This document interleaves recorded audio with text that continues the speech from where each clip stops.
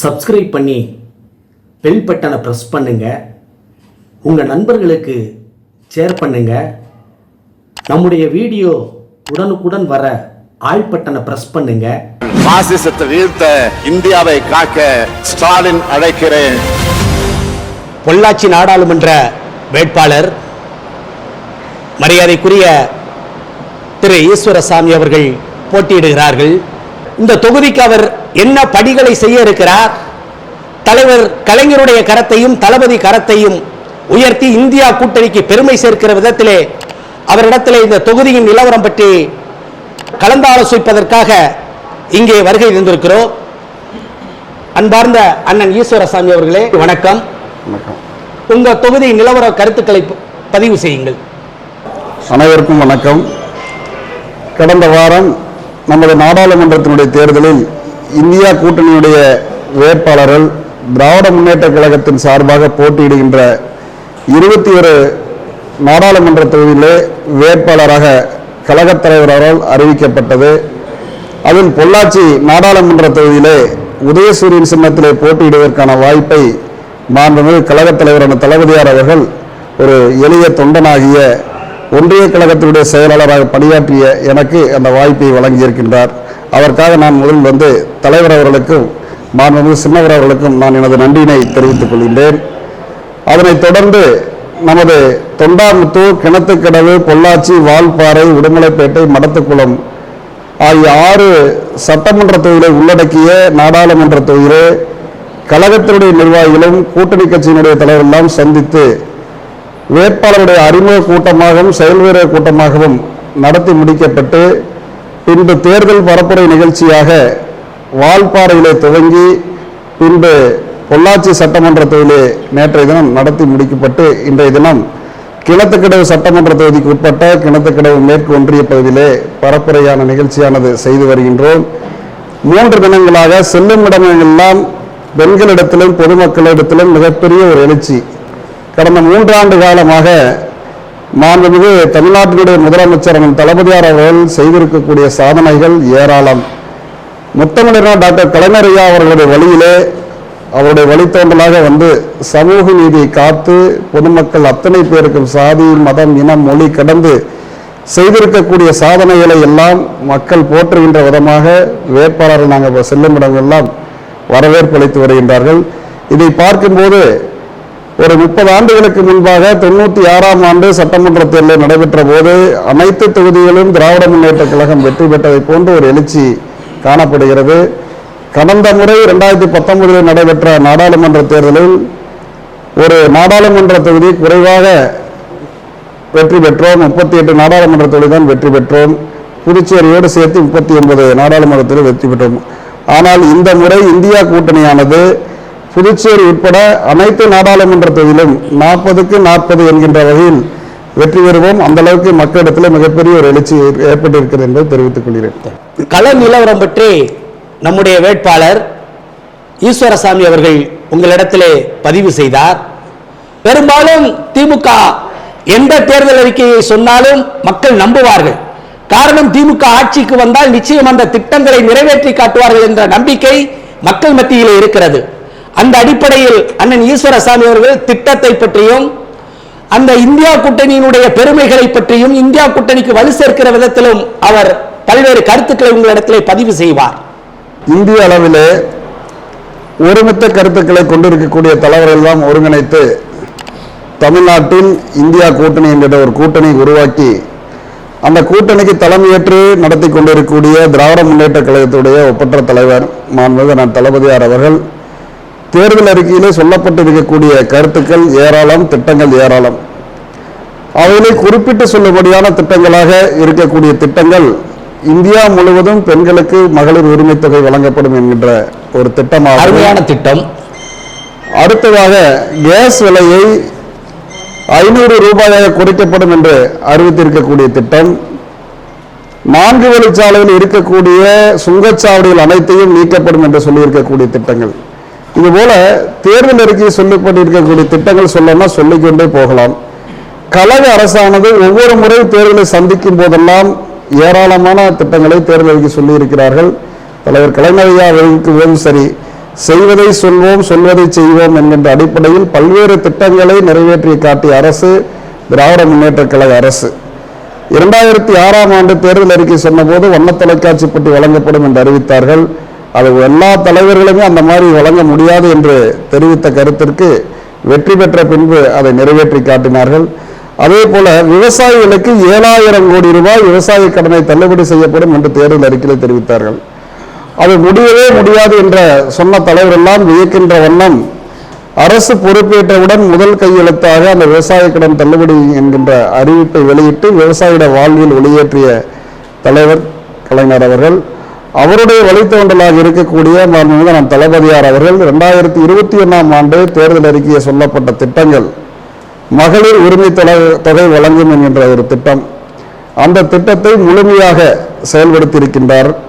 அது மட்டுமல்ல, ஆட்சி பொறுப்பேற்ற சமயத்தில் எல்லோருக்கும் எல்லாம் என்கின்ற வகையில் ஆட்சி இருக்கும் என்று குறிப்பிட்டார்கள். திராவிட முன்னேற்ற கழகத்திற்கு வாக்களித்த மக்களுக்கும் வாக்களிக்க தவறிய மக்களுக்கும் ஏன் நாம் வாக்களிக்க தவறிவிட்டோம் என்கின்ற வகையில் அவர் வருந்தும்படியான வகையில் ஆட்சி இருக்கும் என்று குறிப்பிட்டார்கள். அதன்படிதான் இந்த மகளிர் உரிமை தொகை திட்டம் மற்ற எண்ணற்ற திட்டங்கள் அனைத்து மதத்தினருக்கும் அனைத்து கட்சியினருக்கும் ஜாதி மதம் இனம் மொழி கடந்து இந்த திட்டங்கள் வழங்கப்பட்டு வருகிறது. ஆகவே கழக அரசை பொறுத்தவரை எந்த தேர்தல் அறிக்கையில் எந்த திட்டங்கள் குறிப்பிட்டாலும் அதை பொதுமக்களுக்கு நேரடியாக செல்லும் என்பது எந்த விதமான ஐயப்பாடும் இல்லை என்பதை தெரிவித்துக் கொள்கிறேன். இந்த பொள்ளாச்சி நாடாளுமன்ற தொகுதிக்கு நீங்கள் வெற்றி பெற்று நிச்சயமாக வெற்றி பெறக்கூடிய ஒரு வேட்பாளர். மக்கள் மத்தியிலே நாங்கள் எடுத்த கருத்து கணிப்பில் 190% உங்களுக்குத்தான் வாக்களிக்க போகிறோம் என்ற பதிவுகள் எங்களிடத்தில் இருக்கிறது.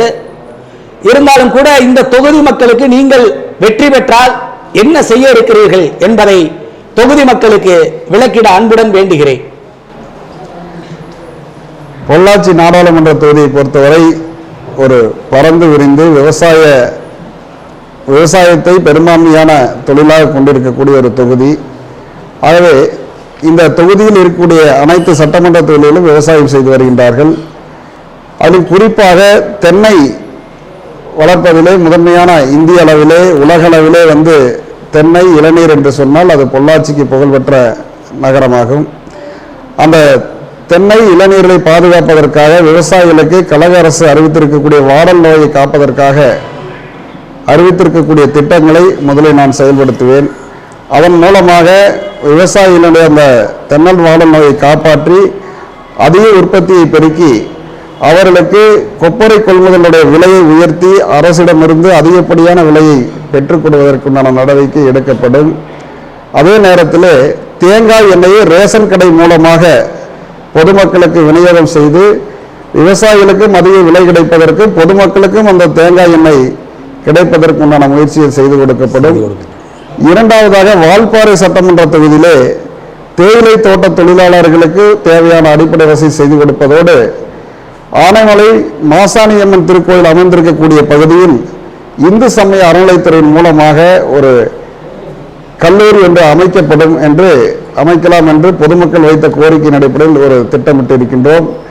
மடத்துக்குளம் சட்டமன்ற தொகுதியை பொறுத்தவரை நூற்பாலைகள் அதிகமாக இருக்கின்ற காரணத்தினால் ஒரு நூற்பாலை ஆராய்ச்சி மையம் அமைப்பதற்கான திட்டம் இருக்கின்றது.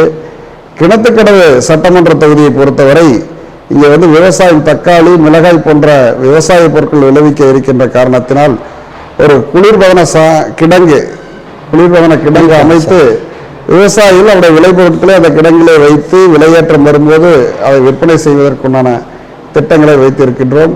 ஒட்டுமொத்தமாக தொண்டாமுத்தூர் இருக்கக்கூடிய பகுதிகளெல்லாம் தென் மாவட்டங்களுக்கு செல்வதற்குண்டான புதியதாக ஒரு இரவு நேரத்திலே ஒரு ரயிலை இயக்குவதற்கு மத்திய அரசிடம் வலியுறுத்தப்படுவேன். அது மட்டுமல்ல, பொள்ளாச்சியில் இருக்கக்கூடிய ரயில் நிலையத்தை சேலம் கோட்டத்துடன் இணைப்பதற்குண்டான நடவடிக்கை எடுப்பேன். இந்த போன்ற திட்டங்களை நான் நாடாளுமன்ற உறுப்பினராக வெற்றி பெற்ற பின்பு நமது தொகுதியில் உள்ள மக்களுக்கு செய்து கொள்ளலாம் என்று திட்டத்தை வைத்திருக்கிறேன் என்பதை அன்போடு தெரிவித்துக் கொள்கிறேன். இங்கே ஈஸ்வரசாமி வெற்றி பெற்றார் என்பதை விட திராவிட முன்னேற்ற கழகத்துடைய தலைவர் தான் தமிழ்நாட்டில் இருக்கக்கூடிய அனைத்து தொகுதிகளிலும் வேட்பாளர் என்பதை அறிவித்திருக்கின்றார்கள். அவர் செய்திருக்கக்கூடிய சாதனைகளை பற்றி மக்கள் தெளிவாக எடுத்துரைத்திருக்கின்றார்கள். நமது ஒன்றியத்திலேயே தலைவர் அவர்கள் கைகாட்டுகின்ற நபர் பிரதமராக வர வேண்டும் என்பதற்காக இந்த தொகுதியிலே உதயசூரியன் சின்னத்தை வெற்றி பெற செய்ய வேண்டும் என்பதுதான் எங்களுடைய விருப்பம், மக்களுடைய விருப்பம். ஆகவே அனைவரும் வெற்றி பெற செய்ய வேண்டும். உதயசூரியன், உதயசூரியன், உதயசூரியன். நன்றி, வணக்கம். நம்பிக்கை நட்சத்திரம் அண்ணன் சின்னவர்களுடைய ஆதரவற்ற வேட்பாளராக உங்கள் வீட்டு பிள்ளை எனக்கு பொள்ளாச்சி நாடாளுமன்றத்தினுடைய வேட்பாளராக போட்டியிடுகின்ற ஒரு மாபெரும் வாய்ப்பை வழங்கியிருக்கின்றார்கள். இந்த மாபெரும் வாய்ப்பை வழங்கியதற்காக தமிழ்நாட்டுடைய ஒப்பற்ற முதலமைச்சர் மாண்புமிகு அண்ணன் கழகத் தலைவர் தளபதியார் அவர்களுக்கு எனது சார்பாகவும் நடத்தப்படும் என்ற திராவிட முன்னேற்ற கழகத்தின் சார்பாகவும் திருப்பூர் தெற்கு மாவட்ட கழகத்தின் சார்பாக மனமார்ந்த நன்றியை நிறுவனத்திலே பேருந்தோடு தெரிவித்துக் கொள்கின்றேன்.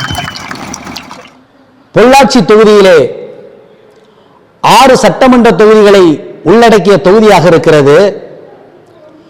உடுமலைப்பேட்டை, மடத்துக்குளம், பொள்ளாச்சி, கிணத்துக்கடவு, வால்பாறை, தொண்டாமுத்தூர் 6 தொகுதிகளை உள்ளடக்கிய தொகுதியாக பொள்ளாச்சி தொகுதி இருக்கிறது.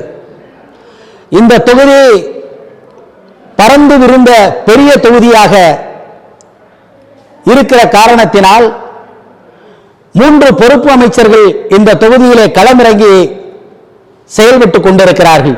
மாண்புமிகு சக்கரபாணி அவர்கள்,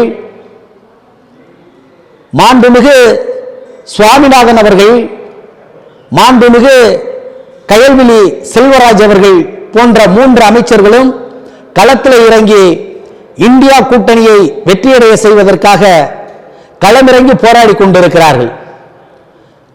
இவர்களுக்கு வலு சேர்க்கிற விதத்திலே 3 மாவட்டங்களை உள்ளடக்கிய தொகுதியாக பொள்ளாச்சி தொகுதி இருக்கிறது. திருப்பூர் தெற்கு மாவட்ட கழக செயலாளர் இல பத்மநாதன் அவர்கள், கோவை தெற்கு மாவட்ட கழக செயலாளர் தளபதி முருகேசன் அவர்கள், கோவை வடக்கு மாவட்ட கழக செயலாளர் தொண்டாமுத்தூர் ரவி அவர்கள் களமிறங்கி செயல்படுகிறார்கள். அதேபோல் பொள்ளாச்சி நாடாளுமன்ற தொகுதியில் இருக்கிற 6 சட்டமன்ற தொகுதியினுடைய பொறுப்பாளர்களும் களமிறங்கி செயல்பட்டுக் கொண்டிருக்கிறார்கள். முக்கியமாக மடத்துக்குளத்தினுடைய தொகுதி பொறுப்பாளராக அண்ணன் ஜெயராமன் அவர்கள் களமிறங்கி மற்ற தொகுதி பொறுப்பாளர்களோடு களமிறங்கி உதயசூரியன் சின்னம் இந்த தொகுதியிலே வெற்றியடைய வேண்டும் என்பதற்காக இங்கே இருக்கிற கழக நிர்வாகிகளோடு மற்றும் பல்வேறு அமைப்புகளை சார்ந்தவர்களோடும் தொடர்பு கொண்டு இந்த தொகுதியிலே களமிறங்கி வேலை செய்து கொண்டிருக்கிறார்கள். உலகமெங்கும் உதிக்கிற உதயசூரியன் உங்கள் உள்ளத்தில் உதிக்கட்டும், இல்லத்தில் உதிக்கட்டும். உங்கள் பொன்னான வாக்குகளை, புனிதமான வாக்குகளை, கண்ணான வாக்குகளை, மணியான வாக்குகளை உதயசூரியன் சின்னத்தில் வருகிற ஏப்ரல் 19ஆம் தேதி முத்திரையிட்டு அண்ணன் ஈஸ்வரசாமி அவர்களை பெருவாரியான வாக்கு வித்தியாசத்தில் வெற்றியடைய செய்யும்படி உங்களை அன்போடு வேண்டி விரும்பி கேட்டுக்கொள்கிறோம். நன்றி, வணக்கம். சப்ஸ்கிரைப் பண்ணி பெல் பட்டனை பிரஸ் பண்ணுங்க. உங்க நண்பர்களுக்கு ஷேர் பண்ணுங்க. நம்முடைய வீடியோ உடனுக்குடன் வர ஆல் பட்டனை பிரஸ் பண்ணுங்க. அன்புடன் சிவமுத்து வளவன். நன்றி, வணக்கம்.